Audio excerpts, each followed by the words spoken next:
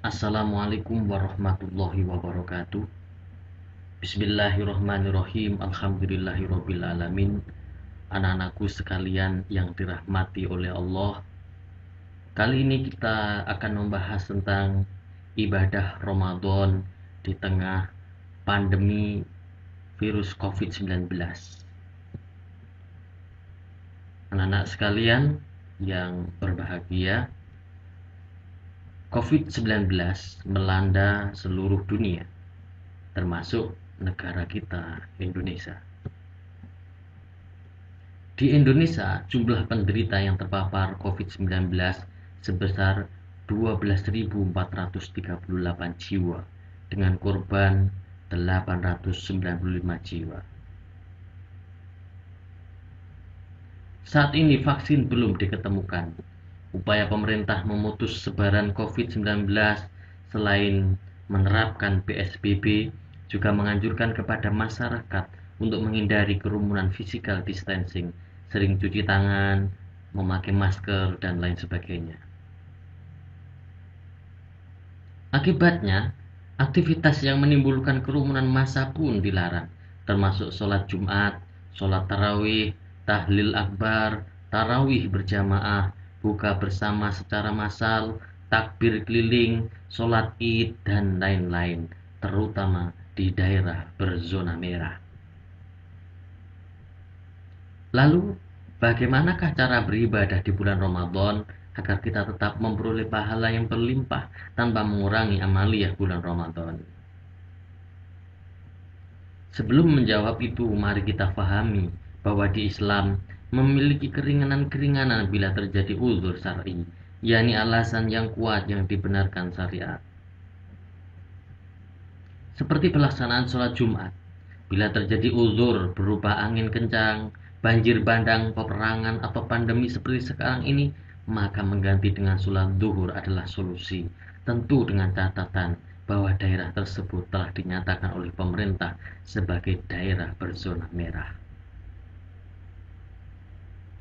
Orang yang terpapar dan telah dinyatakan positif COVID-19 justru haram hukumnya melaksanakan sholat Jumat, karena dengan dia melaksanakan sholat Jumat justru membahayakan orang lain, penyakitnya bisa menular kepada orang lain. Dalam hadis dinyatakan, jangan yang sakit bercampur dengan yang sehat. Hadis lain, Rasulullah Shallallahu Alaihi Wasallam bersabda, jika kalian mendengar kabar tentang merebaknya wabah taun di sebuah wilayah, janganlah kamu memasukinya, dan jika kalian tengah berada di dalamnya, maka janganlah kamu keluar darinya. Lalu bagaimanakah dengan hadis yang menyatakan bahwa siapa yang meninggalkan sholat Jumat 3 kali tanpa uzur, niscaya ia tergolong orang munafik? Kita perlu memahami bahwa pandemi berupa virus COVID-19 adalah uzur atau sebab tidak bisa melaksanakan sholat Jumat, yang dikatakan munafik bila ia meninggalkan sholat Jumat dengan sengaja atau meremehkan kewajiban sholat Jumat. Pun dengan pelaksanaan sholat berjamaah di masjid, hukum sholat berjamaah adalah sunnah muakkadah, sedangkan menghindari mara bahaya adalah kewajiban. Karenanya bila suatu daerah sudah masuk zona merah, maka sholat di rumah adalah pilihan yang diperbolehkan, bahkan dianjurkan. Tetapi bukan berarti sholat di masjid dilarang. Sholat di masjid diperbolehkan sepanjang masjid mengikuti protokol dari pemerintah, seperti menggulung karpet, soft yang direnggangkan, dan juga para jamaah memakai masker. Lalu bagaimanakah hukumnya sholat memakai masker? Sahkah? Memang secara fikih, syarat sah sujud sholat adalah menempelnya 7 anggota tubuh ke lantai, di antaranya dahi termasuk hidung, kedua telapak tangan, kedua lutut, dan kedua jari kaki. Tetapi penggunaan masker di era pandemi adalah ikhtiar paling efektif agar terhindar dari virus COVID-19. Karenanya kondisi darurat, maka sholat memakai masker diperbolehkan dengan catatan daerah tersebut tidak diketahui steril tidaknya. Lalu bagaimanakah penggunaan hand sanitizer yang kebanyakan mengandung alkohol? Bukankah menurut sebagian besar ulama Syafi'i, minuman keras adalah najis bila dipegang? Menurut fatwa MUI tahun 2009, pada prinsipnya, alkohol bergantung pada proses pembuatannya.